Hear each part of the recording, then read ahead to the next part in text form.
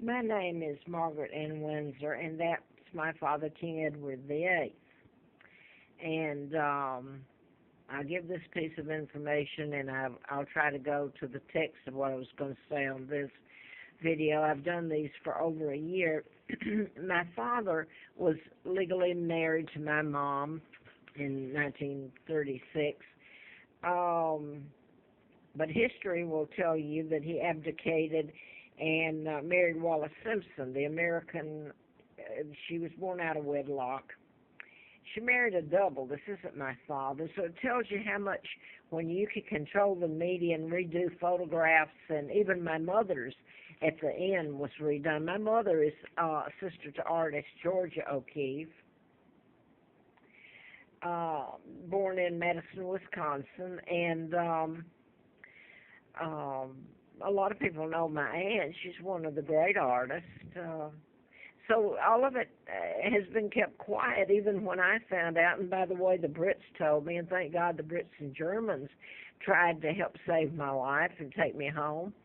And nobody ever said anything when I found out. Nobody's ever said, gee, we're sorry because what happened to your father and your mother, they must have loved you very much, and they did.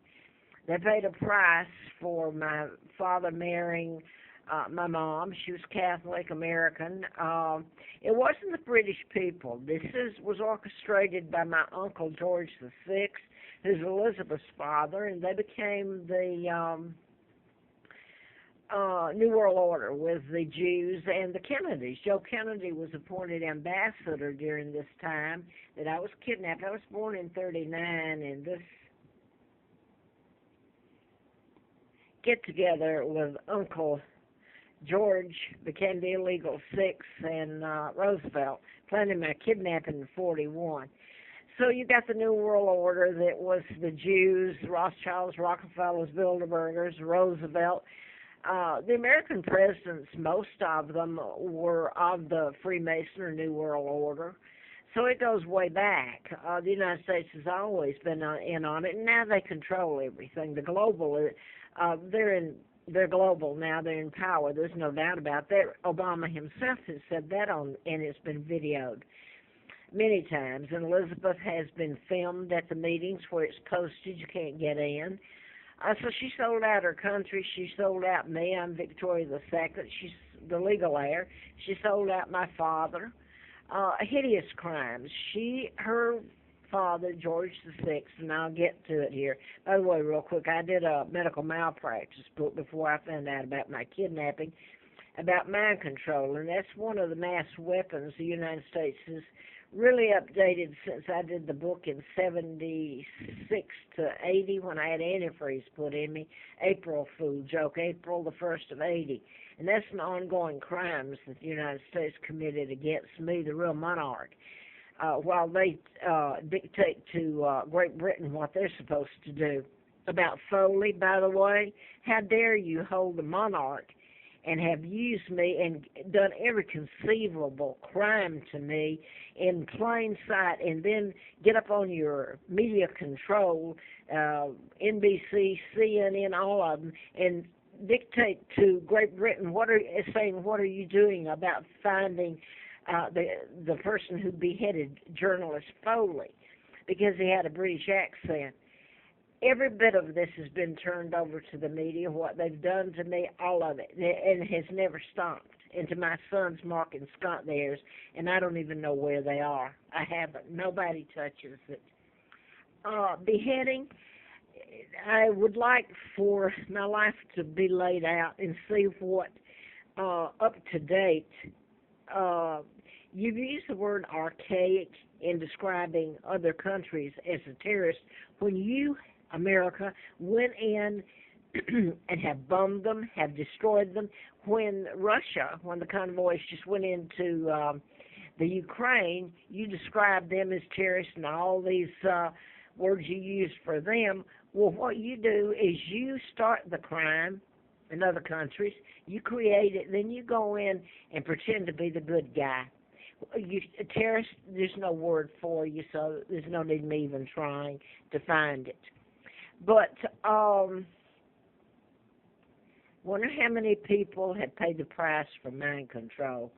I'll show this, and then I probably have done some, won't get the tape. This is Timothy McVeigh, who died. I mean, he was given a lethal injection. He even said here, and some of these can be proven in his can, that the United States put a chip up him. And the United States, so he was given commands. He had no control over what happened to him in the bombing, Oklahoma City bombing. But I could go on. By the way, I know you're going to not like this, and I'm not just making any of this up. None of it. That's the sad part. You can't make it up. Robin Williams, what do you think really happened to him? All these people love him, then why can they not tell the truth about all this? Robin Williams was done from way back in patterns, how he was programmed. And you give the command, they give the command for him to kill himself. It's quite odd how he managed to do that. But you're not doing a service to the man unless you tell the truth about how he died and why. Parkinson's, I've told this, the Tesla files were stolen in 30. You can create an illness like, or you can cure it.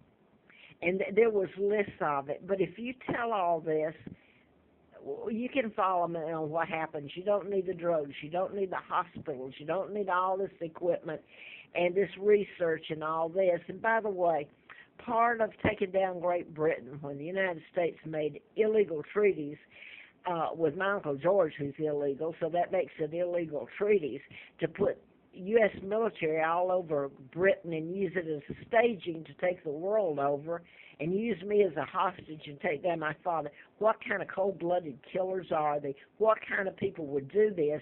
And 75 years later, they haven't let up. They're still doing it. But I want to say this. In Atlanta, in 80, April Fool's Day, and this is just one volume out of my life of the hideous crimes they committed against me and my children right here in front of everybody. I'd done the book, and I found out in 82 that Martin Luther King, Reverend Jesse Jackson, all these people you're hearing about, and Reverend Andrew Young, who was ambassador appointed to the UN, who is part of the New World Order that the United States controls. They took over everything when they took over Great Britain and kidnapped me, took down my father. But I found out that the blacks that I cared very much about knew about my real name, used me too, and sent Andy Young to the UN, and Carter did too. That was the one that appointed him. He helped take over and plan the takeover of Africa, specifically South Africa, from the Brits. Who in the heck do you think has spread AIDS and saying that it started in Africa? I know. I'll tell you what the United States gave Africa under the guise of coming in and helping them. I don't know about the Ebola. I haven't gone back and looked at that, but AIDS I do know. I was doing research on the book out at Emory, and I've given names if you care to go back and look at my videos I've done from way back. Emory University, I list names, Center for Disease Control, and I could go on and on. So where's your journalist? They've got to go over and then get mad that one got beheaded. What do you think you've done to me and mine here? Beheading? If it's ever shown, how are you going to explain it? And then I'm told by law enforcement that I put on this that Americans are above the law. Well, evidently they are, because not one of you have ever said I'm sorry. Well, that'd be a joke. I can't stand lies. But you've never told the truth about any of this. And how dare you get up there and say what's Great Britain doing about Foley, the man standing with him when he was beheaded, had a British accent. Well, you took my accent. I sound like Loretta Lynn, don't I? I wasn't educated. I was. I've gotten it. I'm not naive anymore. I know who you are, America. And everybody wants a piece of the pie. Well, you sure didn't let me have the piece of the pie that